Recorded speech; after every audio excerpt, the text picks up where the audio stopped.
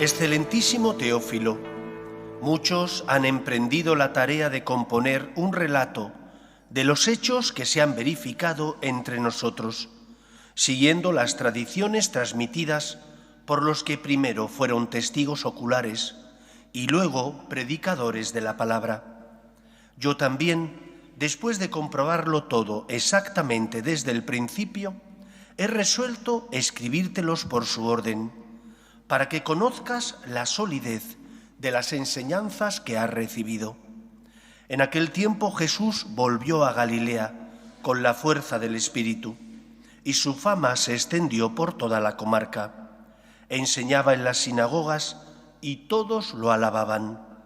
Fue a Nazaret, donde se había criado. Entró en la sinagoga, como era su costumbre los sábados, y se puso en pie para hacer la lectura. Le entregaron el libro del profeta Isaías y, desenrollándolo, encontró el pasaje donde estaba escrito: El Espíritu del Señor está sobre mí, porque Él me ha ungido. Me ha enviado a anunciar el Evangelio a los pobres, para anunciar a los cautivos la libertad y a los ciegos la vista, para dar libertad a los oprimidos, para anunciar el año de gracia del Señor. Y enrollando el libro, lo devolvió al que le ayudaba y se sentó. Toda la sinagoga tenía los ojos fijos en él, y él se puso a decirles: Hoy se cumple esta escritura que acabáis de oír. Palabra del Señor. Gloria a ti, Señor Jesús. Nuestra fe nos dice que existe un único Dios y que ese único Dios son, sin embargo, tres personas divinas: Dios Padre, Dios Hijo y Dios Espíritu Santo, iguales en su naturaleza y dignidad, distintos en sus relaciones. Y por lo tanto, este Dios uno y trino es el que crea, es el que salva, es el que redime. Pero cada una de las personas divinas son las que llevan a cabo esa tarea y esa misión. Dios Padre es el Creador, Dios Hijo es el que se encarna, muere en la cruz, resucita, liberándonos del pecado, y Dios Espíritu Santo es el que dirige la Iglesia, la alienta y hace que esta Iglesia, que es cuerpo místico de Cristo, lleve a cabo la obra de la salvación en el mundo. Un único Dios, tres personas divinas. El Evangelio de hoy nos habla precisamente de eso, de cómo Jesús es enviado por Dios Padre y es capacitado, ungido por el Espíritu Santo para llevar a cabo esa misión. ¿Y qué misión es la que realiza o debe realizar Cristo? Ha venido a proclamar el año de gracia del Señor. Creo que es importante recordar y analizar cada una de las cuestiones. Lo primero de todo es que el cristianismo es una religión de encuentro entre un yo y un tú. Entre un yo, que somos cada uno de nosotros, y un tú, que es Dios. Dios se acerca a cada uno de nosotros y lo hace enviando a su Hijo al mundo. No solo es historia porque actúa en la historia de los hombres, es historia de los hombres porque la segunda persona de la Santísima Trinidad, sin dejar de ser Dios, asume nuestra condición humana. Se hace historia de los hombres. ¿Y eso qué implica? Implica que Dios lo ha apostado todo para nuestra salvación. Es una locura. Solo se puede entender desde la óptica y la visión del amor, de un Dios que no quiere la muerte de sus hijos los hombres, sino que nos convirtamos a su amor y tengamos vida plena. El Hijo es enviado por el Padre, no para condenar al mundo, sino para que el mundo se salve por él. Y por lo tanto, Cristo tiene la pretensión de tener contigo una relación personal. No solo tienes que venir a misa para no pecar, tienes que venir a misa para encontrarte con Él. Tienes que venir a misa para amarle a Él, para darle las gracias y para dejar que Él cure y sane tus heridas, que todos las tenemos, porque todos somos débiles, tropezamos y caemos. Y por eso Cristo ha venido como respuesta amorosa de Dios Padre no para condenar, sino para salvar. Pero fue rechazado, porque unos y otros esperaban un Mesías distintos. Unos querían un Mesías liberador, que les quitara el yugo del imperio romano, un Mesías político. Otros, los fariseos entre ellos, querían un Mesías espiritual, pero que no les complicara la vida, que no les sacara de su zona de confort. Un Mesías que simplemente les diera, porque ellos cumplían la ley de mínimos, les diera la salvación. Y Cristo, como decía San Francisco de Asís, es nunca bastante, porque siempre pide más. Y pide más para darte más, pide más para hacerte más feliz, pide más porque cuanto más le abres tu corazón a Él, más feliz te encuentras, más felicidad experimentas. Por eso el cristianismo es una religión personalista, del encuentro entre dos personas, cada uno de nosotros y el Hijo de Dios que viene a tocar tu corazón. ¿Qué encontrará en nosotros? ¿Interés? ¿Solo vengo cuando tengo que pedir? ¿Miedo?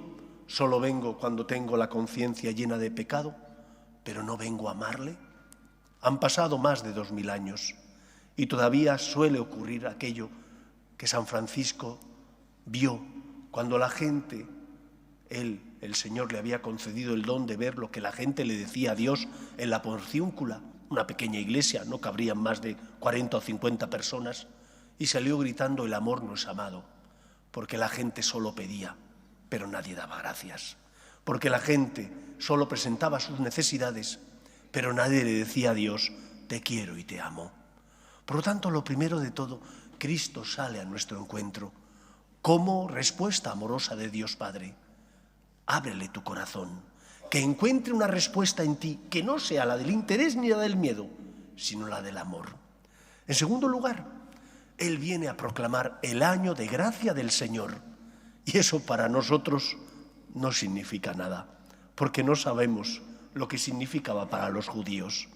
Cada 50 años el pueblo de Israel celebraba el año de gracia del Señor, donde se perdonaban las deudas, donde los que estaban en las cárceles eran liberados, porque era el año del Señor, año de misericordia, de perdón. Eso es lo que Cristo viene a hacer, viene a perdonar, viene a liberarnos de la esclavitud del pecado, viene a pagar la deuda contraída por nuestro pecado. Y por lo tanto tenemos que aprender a confiar en el poder de la gracia del Señor. Muchas veces pensamos que somos nosotros los que tenemos que salvarnos, que somos nosotros los que con nuestra fuerza, esfuerzo, sacrificio, tenemos que dominar nuestras pasiones. Y la realidad no es esa. La realidad es que tú tienes que poner tu voluntad, tienes que ejercer tu libertad, tienes que intentar poner lo que está en tu mano, pero lo que está en tu mano es simplemente un grano de arena. Es el Señor el que pone el resto. Es la gracia de Dios la que completa en ti la obra buena que Él mismo inició cuando te creó. Y por lo tanto el santo no se hace a sí mismo, más bien se deja hacer por Dios. El cristiano tiene que aprender a dejarse amar por el Señor, a ser humilde, pero nos cuesta tanto ser humilde. Somos tan soberbios, hemos caído y nos cuesta confesarnos, pero si el Señor lo instituyó para tu auxilio, no para tu condenación, ¿por qué nos cuesta pedir perdón? ¿Por qué nos cuesta creer en la gracia de Dios, es decir, en el amor de Dios, que es lento a la cólera y rico en misericordia y siempre perdona? Un corazón, dice el Salmo, quebrantado y humillado, Señor, tú no lo desprecias. Somos nosotros los que despreciamos el amor de Dios. Él ha venido a proclamar el año de gracia del Señor, a liberar a los oprimidos por el mal. Pero el problema es que los que estamos esclavizados no creemos en su amor. Unas veces porque pensamos que nuestro pecado es demasiado grande, que Dios no se merece nuestra miseria, y otras veces porque creemos que somos nosotros los que con nuestro esfuerzo somos los que tenemos que lograr la salvación y la santidad. Y no es así. Él es el que salva, Él es el que redime. ¿Qué tienes que hacer? Dejarte curar por el Señor. La Iglesia instituida por Cristo es como un hospital de campaña, donde se atiende a los heridos, los heridos de la guerra del bien contra el mal, los heridos por el pecado, los heridos por el mal, por Satanás, que nos instiga, que nos pincha y nos persigue, que nos tienta, y muchas veces, porque somos débiles, caemos. Pero donde abundó el pecado, dirá San Pablo, sobreabundó la misericordia divina. Hace falta creer en la gracia de Dios. El Dios cristiano no es el Dios de la condenación, es el Dios de la misericordia. Y por lo tanto, un cristiano se siente seguro porque sabe que está en manos de su Padre. Se siente tranquilo porque sabe que, como el niño, cuando siente el peligro cerca, acude a los brazos de su padre y su madre, donde está protegido. Pero nosotros acudimos a Él. Esa es la paradoja. Dios viene, Dios envía a su Hijo al mundo, Dios se acerca, pero muchas veces nosotros le damos la espalda. Ha venido a enseñarte que Dios es rico en misericordia y que por encima de tu miseria y tu pecado está su amor. Nada podrá apartarnos del amor de Dios. Tienes que aprender a confiar en Él. Tienes que grabarte esto en el corazón. Nada podrá apartarme del amor de Dios si cuando he caído le pido perdón, si cuando siento la debilidad miro a Él y le digo: Señor, socórreme, ayúdame, te necesito. Ha venido no a condenar, sino a liberar. Dejémosle que obre en nosotros la misión que Dios Padre le encomendó. Que sea así en nuestra vida. Nos ponemos en pie.